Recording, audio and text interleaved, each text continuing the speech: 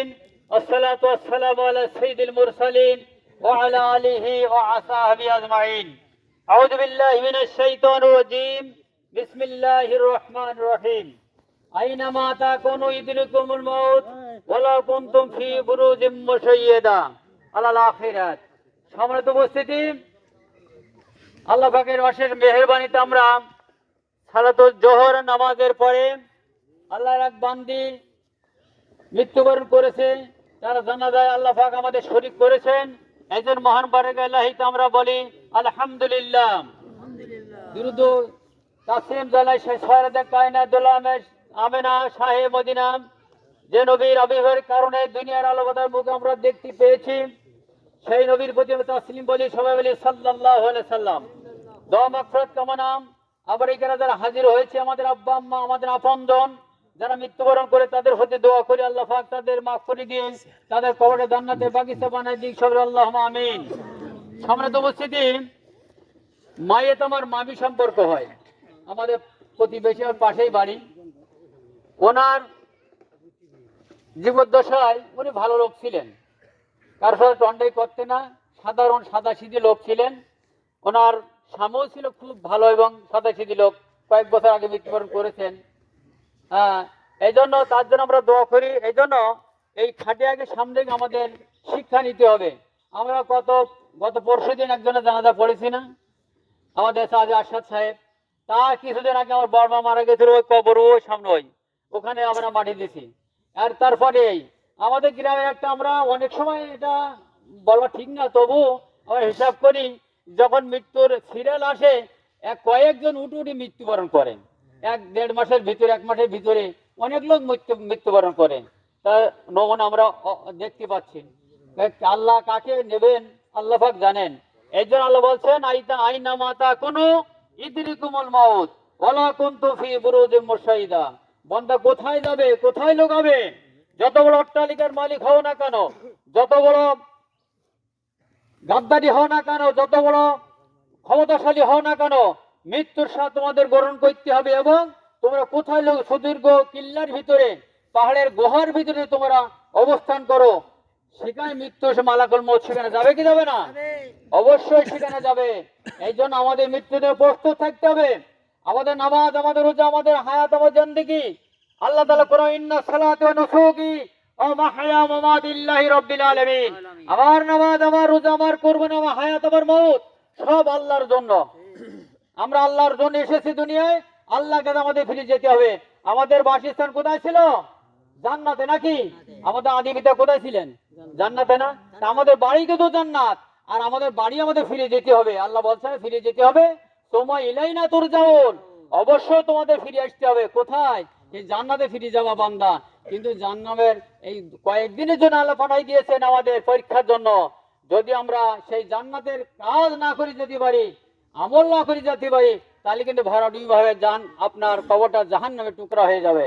এই যে কথা লম্বা নয়, আমরা এই লাশকে সামনে শিক্ষা গ্রহণ করি যে আমাদের খাটিয়ে উঠতে হবে। কে কার মৃত্যুর সংবাদ মাইকে এলাম হবে, যমুক লোক মৃত্যুবরণের শোক সংবাদ মৃত্যুবরণ করেছে, আমরা সবাই ইন্না লিল্লাহি পড়ি নাকি? এই জন্য আমাদের মৃত্যুর জন্য সবাই প্রস্তুত থেকে আগামী দিনটা যেন আমরা 5 ওয়াক্ত নামাজ আল্লাহর হুকুম এবং রাসূলের তরিকা অনুযায়ী চলতে পারি। আল্লাহ আমাদের তৌফিক দান করুন। ওয়া মা তাওফিকি ইল্লা বিল্লাহ। আসসালামু আলাইকুম ওয়া রাহমাতুল্লাহি ওয়া বারাকাতুহু। আলহামদুলিল্লাহ। এই পর্যায়ে আপনাদের সামনে বক্তব্য রাখতেছেন বাংলাদেশ জামাত ইসলামীর থানা কর্ম পরিষদের সদস্য সম্মানিত মাওলানা আব্দুল হামিদ। মহতারামকে তার সরকার রাখার জন্য আহ্বান করছি।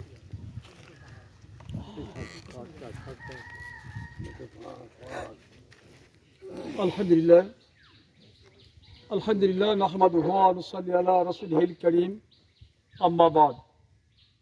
আউযু বিল্লাহি মিনাশ শাইতানির রাজীম। বিসমিল্লাহির রহমানির রহিম। কুল্লু নাফসিন যায়িকাতুল মাউত। সাদাকাল্লাহুল মাওলানাল আলিম। উপস্থিত আজকের এই জানাজাতুল সমাবেশের সম্মানিত মুসল্লিয়ান ইকরাম, আসসালামু আলাইকুম ওয়া রাহমাতুল্লাহি ওয়া বারাকাতুহু। মহান রব্বুল আলামিনের বারগাহে ইলাহি শুকরিয়া আদায় করি যে আল্লাহ তাআলা আমাদেরকে ফরজ নামাজ বাদ ফরজে কিফায়া নামাজের জন্য এখানে দণ্ডায়মান করেছেন। এই জন্য সেই মহান রব্বুল আলমিনের বারগাহ ইলাহিকে শুকরিয়া আদায় করি। আমরা সকলের সমস্যা বলে আলহামদুলিল্লাহ। রাসূল পাকের বার দুরূদ আসমাত পেশ করে যিনি না আসতে পারে 18,000 মাখলুকাতের কোরব সৃষ্টি করা হতো না, সেই সাইয়্যিদুল আম্বিয়া সরওয়ারে কায়নাত মুহাম্মদ মুস্তাফা আমরা সবাই বলি সাল্লাল্লাহু আলাইহি ওয়াসাল্লাম তার বার দুরূদ আসমাত। উপস্থিত মুসল্লিয়ানে কিরাম, কথা বলার সময় নয়, দুপুরের পরে কথা বলা যায় না। আমি কোরআনে কারিমের যে আয়াত অংশ তেলাওয়াত করেছি, আমি তারপরে দু একটি কথা বলে আমি আমার কথা শেষ করবো, বাকি আল্লাহর ইচ্ছা। আল্লাহ তাআলা বলছেন বিসমিল্লাহির রহমানির রহিম, কুল্লু নাফসিন যায়কাতুল মাউত, প্রত্যেক প্রাণীকে মৃত্যুর স্বাদ গ্রহণ করতে হবে।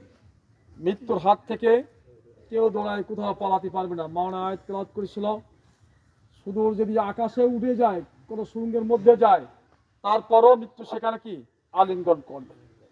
এই জন্য মৃত্যুর জন্য আমাদের সকল সময় প্রস্তুত থাকতে হবে। মানুষ যখন মরে যায়, মারা যাওয়ার পরে আমরা কি বলি? তার লাশ, তাই তো নাকি? আমরা লাশ বলি না? এখন আমাদের সামনে লাশ। লাশ শব্দের আসল অর্থ, ফুল মিনিং হলো এটা, লা সাইয়ুন। লা সাইয়ুন শব্দটা হলো এই, লা সাইয়ুন কি কিছু না, অর্থাৎ মানুষ কিছু না, আমি কিছু না। আমি মরে যাওয়ার পর আমার আর কোনো মূল্য নাই, আমার আর কোনো কৃতিত্ব, অভিজাত্য, বরত্ব কিছু নাই, থাকে আমার কিছু নাই। একটা জিনিস, এই যে কথা বলছি, এটাও যদি ভেঙে যায়, নষ্ট হয়ে যায়, এর বদল দিলেও কিছু না কিছু পাওয়া যায়। কিন্তু একটা মানুষ যখন এই সাদা কাপড় পরা হয়, যখন তার শ্বাস চলে যায়, শ্বাস চলে যাওয়ার পরেই সে লাশ হয়ে যায়। এই শ্বাস যখন বন্ধ হয়ে যায়, তখন সে লাশ হয়ে গেল। লাশ হওয়ার পরে আর তার কোনো দাম আছে? কোনো মূল্য আছে? তাহলে আমরা কিন্তু সবাই একবার শ্বাসটা যদি আল্লাহ বন্ধ করে দেয়, আর লাশ যখনই হয়ে যাব, আমাদের কিন্তু আর কোনো মূল্য নাই, চার আনাও মূল্য নাই, নাকি? আমরা একটা শব্দ বলি না, চার আনাও মূল্য নাই। তাহলে আমার যদি তাই হয়, আমার কোনো মূল্য নাই, তাহলে কেন আমার এত আভিজাত্য, কেন আমার এত বড়ত্ব, কেন আমার এত ব্যক্তিত্ব, কেন আমার এত ক্ষমতার বড়াই, কেন আমার এত সম্পদের বড়াই? এই সব কিছু নস্যাৎ করে শ্বাসটা বন্ধ হয়ে যাওয়ার সাথে সাথেই আমি যখন লাশ হয়ে, সব তো আমার বঞ্চিত হয়ে যাবে, নাকি? তাহলে আমার কথা হলো এইটাই যে আমরা যতদিন হাত পাই, এই হায়াতের জিন্দিগিটা, আমাদের বরত্ব, আমাদের আভিজাত্য, আমাদের অহমিকা সব কিছু ভুলে যে আল্লাহ তাআলা সৃষ্টি করেছেন, যে আল্লাহর কাছে ফিরে যেতে হবে, সে আল্লাহর কাজ করে এই দুনিয়া থেকে যেন বিদায় নিতে পারি। আল্লাহ রাব্বুল আলামিন যেন আমাদের সকলকে তৌফিক দান করেন, সবাই আল্লাহুম্মা আমিন।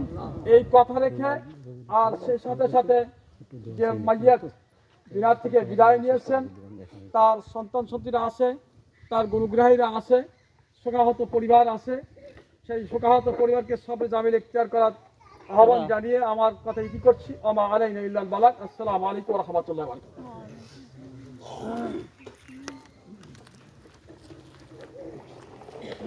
আলহামদুলিল্লাহ, পরিবার থেকে পরিবারের তরফ থেকে, পরিবার সন্তানরা আছে, পরিবারের পক্ষ থেকে আপনাদের কাছে এখন মাপ চাচ্ছেন চাচা রবিউল ইসলাম। আসসালামু আলাইকুম ওয়া রাহমাতুল্লাহি ওয়া বারাকাতুহু। আমি আমার আম্মার পক্ষ থেকে মাপ চাইতেছি, যদি আমার আম্মা কারো কাছে কোনো অন্যায় করে থাকে বা যদি কোনো কষ্ট দিয়ে থাকে, তাহলে আপনারা আল্লাহর রহমতে সেটা মাফ করে দেবেন।